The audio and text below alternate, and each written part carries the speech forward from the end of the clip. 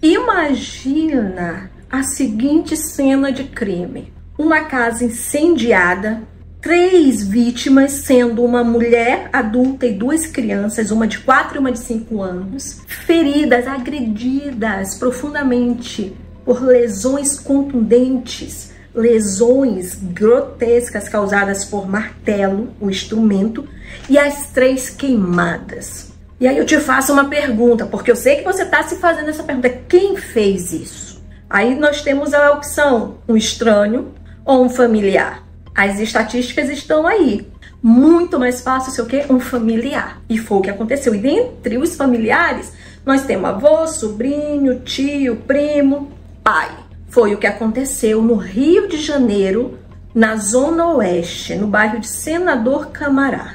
E esse é um dos casos que a gente sabe que não vai dar certo, mas a família não acredita que pode dar errado, a cônjuge não acredita que pode dar errado, quando na verdade já começou errado. Nós temos aqui 5 personagens. Eu falo personagens para nós entendermos a dinâmica do crime.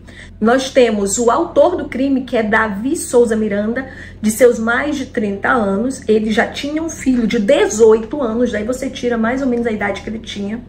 Nós temos Naila Albuquerque, de seus 24 anos. Nós temos Natasha Albuquerque, irmã da Naila. Luísa Fernanda Albuquerque Miranda, filha da Naila, de 5 anos. E temos Ana Beatriz, de 4 anos, filha da Natasha.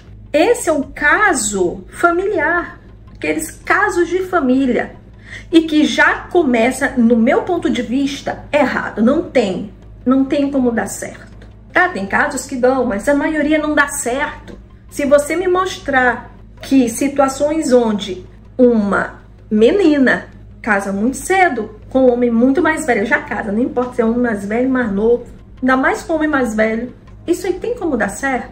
Foi o que aconteceu com a Naila. Ela tinha seus 15 anos de idade quando casou com o Davi. Podem falar: ah, mas tem muitos casos que dão certo. Gente, mas uma menina de 15 anos não tá pronta para casar. Não me venha me dizer que tá, que não tá. E aí ela pega o que? Um cara extremamente controlador.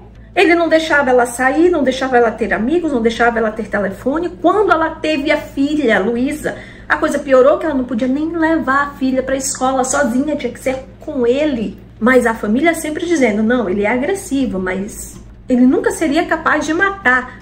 Me diz onde que uma pessoa que é agressiva não é capaz de matar. Eu não consigo enxergar níveis de agressividade. Os níveis de agressividade, elas se apresentam de acordo com o estresse, com a situação em que o agressor está vivendo. Esse é o meu posicionamento. É isso que eu entendo. Essa mulher, a Naila, ela não aguentou. Ela saiu de casa e ele foi até onde ela estava, na casa da avó dela, para agredir. E o que ela fez? Ela foi à delegacia, prestou um boletim de ocorrência e conseguiu uma medida protetiva. Só que a justiça, ela não vê o marido agressor como um pai agressor. Separa pai e marido. Gente, como se fossem 2 compartimentos, né? A pessoa é uma só. A mãe conseguiu a medida protetiva, mas a filha tinha que continuar vendo o pai, uma vez na semana. Ah, mas ele nunca seria capaz de fazer nada contra a filha. Um homem controlador, que teve um BO contra ele, que não aceita o término do relacionamento, ele realmente vai conseguir separar as coisas? Não vai usar a filha contra a mãe? Quais são as histórias que a gente vê por aí? Tanto que usou no dia 22 de setembro, a Luísa tinha que ir até o pai. Naila não podia levar porque estava com a medida protetiva. Quem foi? Natasha, irmã dela. E aí a Natasha levou a filha junto, porque não podia deixar a filha sozinha também. Foram as 3 até Senador Camará, onde o Davi mora. Chegou lá, o que o Davi fez? Amarrou as 3 e agrediu as 3. A Natasha e as 2 meninas, uma de 4 e outra de 5, amarteladas. Aí imagina o tipo de agressão, porque ele não foi carinhoso, amarteladas. Não satisfeito, ele ainda colocou fogo. Ele colocou fogo. Foi para matar mesmo. E fugiu. Natasha conseguiu se soltar, pegou as 2 crianças e conseguiu chegar até o portão. Já tinham moradores vendo a fumaça, né? Quando viu as 3 ali, ligaram para a polícia, para emergência. As 3 foram levadas para o hospital, mas nenhuma das 3 sobreviveu. Ana Beatriz já chegou morta. Luísa e Natasha ainda deram entrada vivas. Luísa, logo que chegou no hospital, deu entrada, morreu. A que ainda sobreviveu mais tempo foi a Natasha, a ponto de dar o depoimento dela. Isso que eu relatei para vocês foi ela que relatou. Nesse meio tempo, o Davi fugiu no carro dele. Se eu não me engano, um Gol vermelho, tem até foto dele. Só que ele tava a velocidade tão grande, ele capotou. Nessa que ele capotou, na região da Mangueira, lá no Rio de Janeiro, os moradores foram para auxiliar, né? Brasileiro ajuda. O povo brasileiro é incrível. Ali naquele meio tempo que estavam tirando o Davi de dentro do carro, o celular dele toca. Aí um dos moradores pega e atende. Aí avisam ali que aquele cara tinha matado 2 crianças. A população ia fazer o quê? Imagina, né? Só que o Davi conseguiu fugir a pé. Começou a correr ali. E a polícia militar já tinha sido acionada. Começou a fazer a busca ali na região. Conseguiram prendê-lo. Opa, Gigi, pronto, acabou. Ele vai ser preso, vai responder e vai ser condenado. Mas as coisas não são tão simples assim. Ele confessou, mas só a confissão dele não tem peso. Nós temos que ter provas. Opa, temos o depoimento da Natasha. Isso aqui, graças a Deus.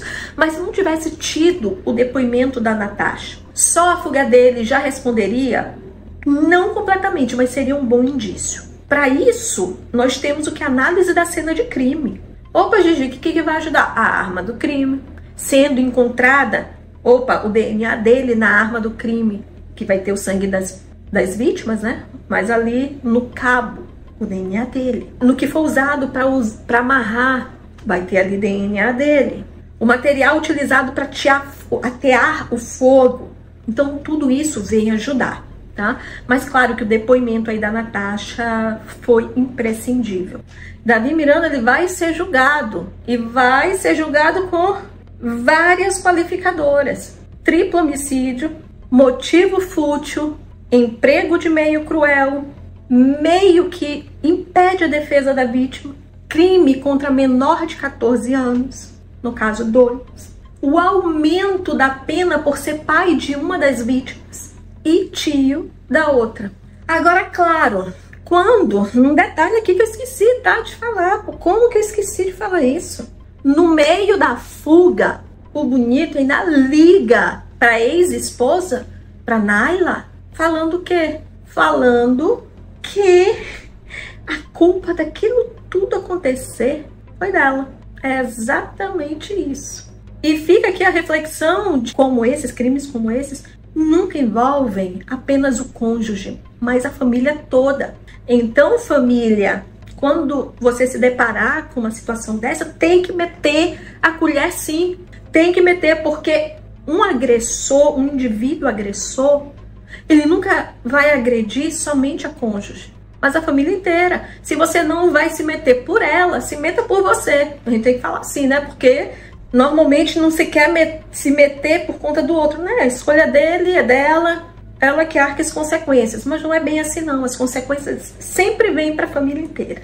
E é muito triste tudo isso. Nesse caso, pelo menos, ele foi preso, será condenado. E tantos outros aí que o cara foge, ou não se tem provas, e o cara acaba sendo absolvido. E que sirva aí de ensinamento para muitas mulheres. E se você quiser aprender mais, já maratona aí a playlist Olhar Pericial, enquanto vem outro vídeo para você. Eu te aguardo. Até lá!